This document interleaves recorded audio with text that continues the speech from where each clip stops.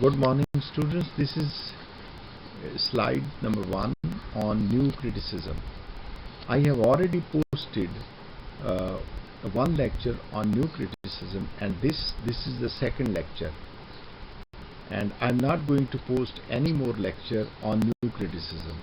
Next, I will be posting uh, lecture number 3 on another theory. What is called the new criticism arose in the United States in the 1930s and 1940, with related work in England by I.A. Richards and William Empson. It focused attention on the unity or integration of literary works, opposed to the historical scholarship practiced in the universities. The new criticism treated in the poems as aesthetic objects rather than historical documents, and examined the interactions of their verbal features and the ensuing complications of meaning rather than historical intentions and circumstances of their authors. For new critics Clenthbrook, John Crowe Ransom, W.K. Wimsatt, the task of criticism was to elucidate individual works of art, focusing on ambiguity, paradox, irony, and the effects of connotations and poetic imagery. The new criticism sought to show the contribution of each element of poetic form to a unified structure. Okay, slide 2. The new criticism left as enduring legacies techniques of close reading and the assumption and test of any critical activity is whether it helps to produce richer, more insightful interpretations of individual works. But beginning in the 1960s, a number of theoretical perspectives and discourses, phenomenology, linguistics, psychoanalysis, Marxism, structuralism, feminism, deconstruction offer richer conceptual frameworks than did the new criticism for reflecting on literature and other cultural products. Slide 3.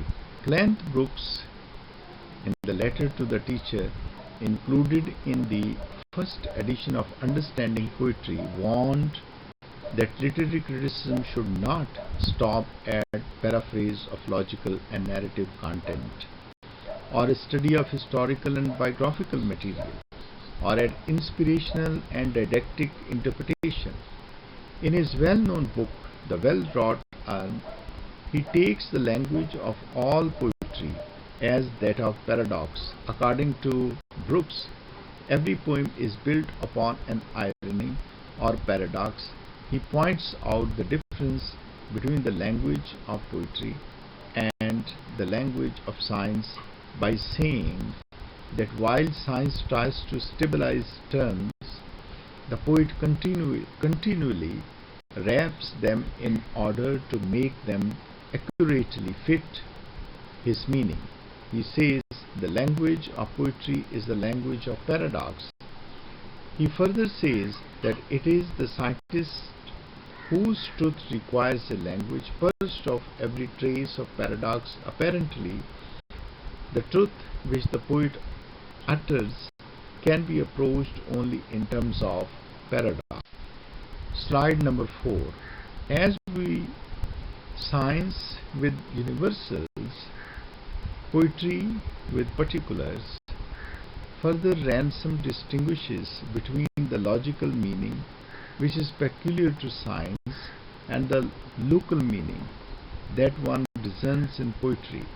Contrasting with art, poetry is to be approached as the efflux of a noble soul.